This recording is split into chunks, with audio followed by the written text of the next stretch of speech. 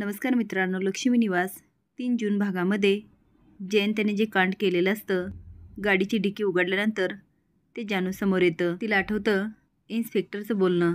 ते जानू आणि जयंतला CCTV दाखवत म्हणतात, हा पेराव केलेला माणूस तुम्हाला कुठे दिसला का? तुम्हाला कधी पाहिल्यासारखं वाटतं का? ते जानूला आठवतं. तेवढे जयंत बाहेर येतो आणि बघतो तर जानू खूप रागात असते. तो जानू काय झालं? ती म्हणती, जयंत हा सगळा काय प्रकार आहे?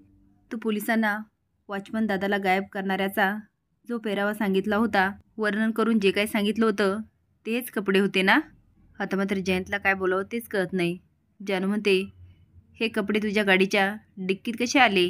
आता जयंत पुरता गोंधळून जातो आणि जानू त्याचं बारीक निरीक्षण करत असते. ती मोठ्याने ओरडते, जयंत तू बोलत का नाहीस? म्हणजे हे कपडे तुझे आहेत ना?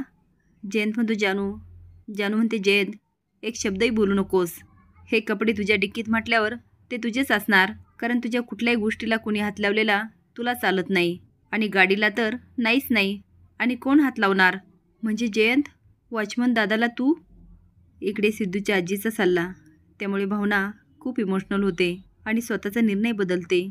सिद्धू आता भावनाकडे जातो आणि म्हणतो, भावना मॅडम तुम्ही लग्नाला तयार झालात? भावना विचारते, तुम्ही हे बोलायला आलात? आत्तापर्यंत नाही म्हणणारी व्यक्ती अचानक लग्नाला हो कशी म्हणली? तुम्हाला पण हाच प्रश्न पडला असेल ना?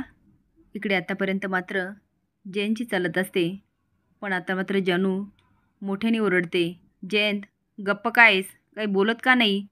अरे हे कपडे तुझे आहेत ना? जयंत म्हणतो, जानू. ती जानू जानू काय? अरे उत्तर दे ना. जानूचा अवतार बघून भामट्या जयंतच्या पायाखालची जमीनच सरकते आणि इकडे भावना लग्नाला तयार होते.